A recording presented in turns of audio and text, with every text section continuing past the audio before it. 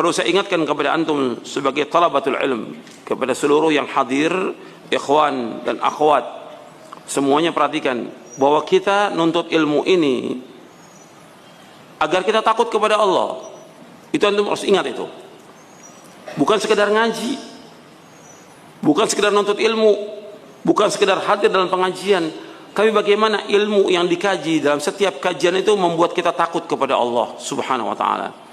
Maka dikatakan oleh Imam Ahmad bin Hanbal, sebagaimana dinukil oleh Imam Ibn Rajab Al-Hambali dalam kitabnya Fadlu Ilmi Salaf, kata Imam Ahmad bahwa yang dikatakan ilmu khasyatullah, ilmu itu takut kepada Allah.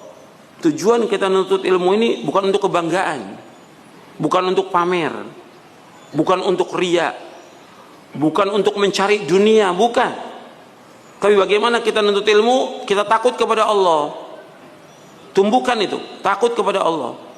Dan juga membersihkan hati kita. Makanya ketika kita nuntut ilmu ini, usahakan nuntut ilmu itu membersihkan hati kita. Bukan sekedar nuntut ilmu.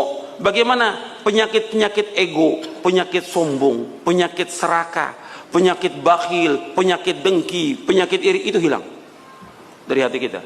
Harus kita berusaha untuk membersihkan hati. Kalau tidak, sampai kapan? Dan apa manfaatnya antum ngaji? Antum dulu ngaji ilmu, ngaji berapa kitab antum baca, tapi hati ini nggak bersih, kotor, dengki pada orang, selalu benci pada orang, suudzon kepada orang, serakah kepada dunia, nggak ada manfaatnya pengajian itu. Yang kedua, membuat kita ini takut kepada Allah.